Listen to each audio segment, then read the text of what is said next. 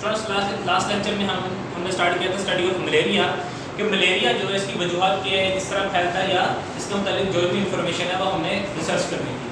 सबसे पहले हमने इसकी क्या की थी, इसकी हिस्ट्री देखी थी। हिस्ट्री के मुतालिक पढ़ा था कि मलेरिया क्या चीज़ है, उसके मुतालिक कुछ हिस्ट्री के कुछ पॉइंट्स देखे थे। अब इसके बाद 1878 के अंदर एक लेविरेन साइंटिस्ट था। लेविरेन साइंटिस्ट ने क्या किया, इसकी वजूहात पे कॉज ऑफ मलेरिया कि मलेरिया की वजह क्या बनती है होने की, उस पर स्टडी करना शुरू किया। तो इसने सबसे पहले क्या किया, जो मलेरिया का पेशेंट था उसका ब्लड लिया, ब्लड लेके उसको माइक्रोस्कोप के अंदर देखा। जब माइक्रोस्कोप के अंदर देखा तो माइक्रोस्कोप के अंदर इसको क्या नजर आया, उसके खून के अंदर छोटे छोटे ऑर्गेनिजम्स, टाइनी लिविंग ऑर्गेनिज्म नजर आए। तो इसने कहा कि मलेरिया की जो वजह है मेन वो यही टाइनी ऑर्गेनिज्म था जो उसके खून के अंदर पाए जा रहे हैं। ठीक हो गया। लेकिन जब इसने दूसरे लोगों को बताया लेविरेन ने, तो इसकी बात किसी ने नहीं सुनी और इसकी बात को किसी ने यकीन नहीं किया।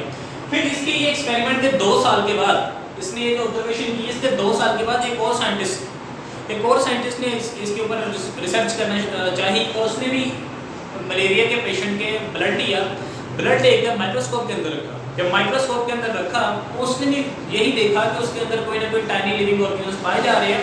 तो उसने भी यही कहा कि क्या पता यही जो टाइनी लिविंग ऑर्गेनिज्म था यही वजह हो। फिर उसके जो दूसरा साइंटिस्ट है उसके 3 साल बाद तीसरा एक साइंटिस्ट आया, उसने भी सेम चीज़ माइक्रोस्कोप के अंदर देखी और उसने भी ये कहा कि क्या पता यही चीज़ हो। तो ये जब कितने ज़्यादा एक्सपेरिमेंट हो गए तो उन्होंने इस टाइनी ऑर्गेनिज्म का एक स्पेशल नाम दे दिया। वो नाम क्या था, Plasmodium. Discovery of malaria causing agent, ऐसा एजेंट, ऐसी चीज जो मलेरिया की काज बनती है, वजह बनती है, उसको क्या नाम दे दिया गया, प्लाज्मोडियम। ठीक हो गया। अब उसके ऊपर जो ऑब्जर्वेशन स्टार्ट हुई, वो जो बायोलॉजिकल मेथड जो हमने पढ़ा था, तो वो स्टार्ट हुई कि ऑब्जर्वेशन की, फिर हाइपोथेसिस की, फिर डिडक्शन, फिर एक्सपेरिमेंट, फिर रिजल्ट्स, ये सारी चीजें अप्लाई होना शुरू हो गई। सबसे पहले तो ऑब्जर्वेशन आई। ऑब्जर्वेशन क्या चीज होता है कि जो सिंपल आसानी से हम देख सकें या महसूस कर सकें, उसके ऊपर हमने कोई राय कायम न की हो, हमने जो चीज देख ली है बस वो हमारी ऑब्जर्वेशन। ठीक हो गया। अब यहाँ पर ये देखा गया कि सबसे पहले जो मलेरिया है उसका ताल्लुक है मार्शी एरिया से, जो मार्शी दलदली इलाका है वहां पर इसके साथ ताल्लुक है कि मार्शी एरिया का या मलेरिया का कोई ताल्लुक है कि मार्शी एरिया से कोई चीज होती है वहां पर, उसके पास जो मलेरिया की वजह बनती है। दूसरी चीज बताई जो हमने तो देखी, क्विनीन एक केमिकल था जो ड्रग था, इफेक्टिव ड्रग था जिसके खिलाफ मलेरिया के खिलाफ। ये दूसरी चीज हमने देखी। तीसरी चीज जो हमने देखी कि जो ड्रिंकिंग ऑफ मार्शी वाटर को पीने से मलेरिया नहीं होता। ये चीजें हम सिर्फ देख रहे हैं। उसके बाद जो हमने आखिर चीज देखी थी कि जो मलेरिया का पेशेंट है उसके अंदर क्या चीज पाई जाती है, Plasmodium is cause of malaria. ये सिर्फ ऑब्जर्वेशन हमने देखी 4। ठीक हो गया। इस 4 ऑब्जर्वेशन को देखने के बाद हमने जो आसान सी हाइपोथेसिस बनाई, जो हमने एक चीज बयान की, एक चीज आइडिया बताया लोगों को, और साइंटिस्ट ने वो क्या था, hypothesis Plasmodium is main cause of malaria. Plasmodium जो है वो मलेरिया की मेन वजह है। ठीक हो गया। ये हाइपोथेसिस है। इसी हाइपोथेसिस को लेके हमने डिडक्शन, एक्सपेरिमेंट और रिजल्ट्स निकालने हैं। हाइपोथेसिस को दोबारा समझ लें। हाइपोथेसिस क्या है कि Plasmodium is the main cause of malaria. के हाइपोथेसिस ये कह रही है इन चीज़ों को देख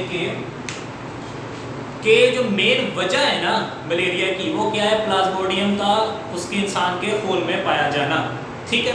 अब इससे हमने डिडक्शन निकाली। डिडक्शन कि एक चीज़ का रूल जो एक चीज़ में हमने देखा वही चीज़ बाकी आम चीज़ों पर अप्लाई की। तो आम चीज़ों में क्या अप्लाई की, हमने पहले कहा तो प्लाज्मोडियम का मलेरिया के साथ ताल्लुक है, जहाँ पर जिसके अंदर प्लाज्मोडियम होगा वो मलेरिया होगा। तो इसी से हमने डिडक्शन क्या निकाली कि अगर if the plasmodium is the cause of malaria, if अगर प्लाज्मोडियम है मलेरिया की वजह, then it should be the plasmodium present in all the malarial patient, कि जितने भी मलेरिया के पेशेंट हैं तमाम के अंदर प्लाज्मोडियम होना चाहिए। ये डिडक्शन हमने बनाई कि अगर प्लाज्मोडियम मलेरिया की वजह है तो जितने भी मलेरिया के पेशेंट हैं उन तमाम के अंदर प्लाज्मोडियम होना लाजमी है, ज़रूरी है। ये हमने क्या बना दी, डिडक्शन हाइपोथेसिस को सच मानकर। एक सेकंड कुछ देर के लिए मैंने हाइपोथेसिस को सच माना कि अगर ये इस तरह सच है तो उससे क्या हो सकता है कि तमाम के अंदर प्लाज्मोडियम होना चाहिए। फिर हमने एक्सपेरिमेंट किया हमने 100 बीमार लिए, इल पर्सन्स, 100 बीमार पर्सन जो मलेरिया से, 100 ऐसे बंदे लिए जिनको मलेरिया है और 100 ऐसे बंदे लिए जो नॉर्मल है या हेल्दी है, जिनको मलेरिया नहीं। ठीक हो गया। अब इसके इन सब के खून में देखा, इन सब के खून के अंदर प्लाज्मोडियम पाया जा रहा है। रिजल्ट्स क्या निकले इनके अंदर से? एक्सपेरिमेंट किया, इनके खून को निकाला, खून को निकाल कर माइक्रोस्कोप को देखा, माइक्रोस्कोप के अंदर देखने के बाद रिजल्ट क्या निकला, जो आखिरी चीज है कि 100 के अंदर प्लाज्मोडियम पाया जा रहा है। ठीक हो गया।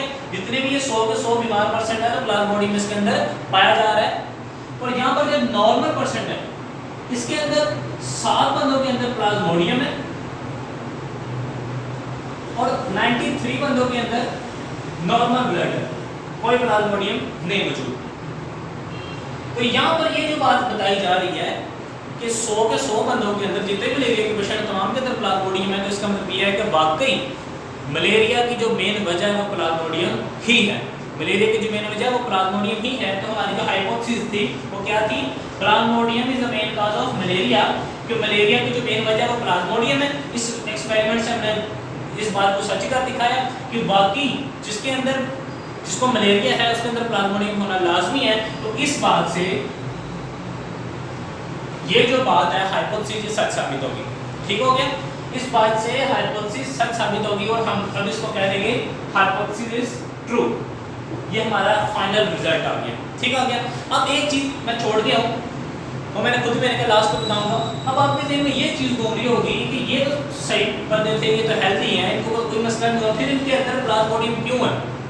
देखिए, जब किसी तरीके से बॉडी के अंदर कोई जरासीम आता है, कोई बैक्टीरिया, जर्म या प्लाज्मोडियम या कोई भी चीज़ अगर बॉडी के अंदर दाखिल होती है तो ये नहीं है कि जैसे ही उसने दाखिल होना साथ ही हमें बुखार हो गया, जैसे उसने दाखिल होना साथ ही बुखार हो गया, ऐसा नहीं होता। अब उसने दाखिल होना है तो फिर कुछ देर के लिए हमारी बॉडी के अंदर उसने स्टे करना है। कुछ देर के लिए कोई 1 दिन करता है, कोई 2 दिन करता है, कोई 4 दिन, कोई घंटा करता है। कुछ देर के लिए उसने हमारी बॉडी के अंदर स्टे करना है।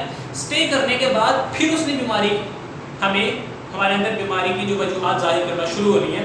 उससे पहले उसने हमारी बॉडी के अंदर कुछ नहीं करना, आराम सुकून से बैठे रहना एक जगह पे, हमारे ब्लड के अंदर या किसी जगह के अंदर। तो ये भी वही पीरियड था, ये भी वही जगह थी, वही टाइम था जब इनकी बॉडी के अंदर प्लाज्मोडियम दाखिल हुआ, लेकिन बीमारी की वजह अभी तक नहीं बन रहा। कुछ देर के बाद इनको बीमारी लाजमी लगेगी। ठीक है। ये तब बात डिस्कवर नहीं थी हुई, ये बाद में आगे पता चला कि ऐसा भी होता है। और इस पीरियड को जब कोई जरासीम, कोई बैक्टीरिया या वायरस किसी बॉडी के अंदर दाखिल हो जाए, बीमारी काज ना करे, बीमारी की वजह ना बने, दाखिल होने से लेकर जब तक वो बीमारी काज नहीं करता, इस पीरियड को क्या कहते हैं? Incubation period. वो इंक्यूबेट हो जाता है, कोई बीमारी की वजह काज नहीं बनता, उसको कहता है इंक्यूबेशन पीरियड। तो ये 7 जो पेशेंट थे इनके अंदर जो प्लाज्मोडियम था वो इंक्यूबेशन पीरियड में था, और जो बाकी 100 थे सारे के सारे के अंदर बीमारी वजह बढ़ रहा था। और यहाँ से हमारी ये हाइपोथेसिस सही साबित होगी, Plasmodium is the main cause of malaria.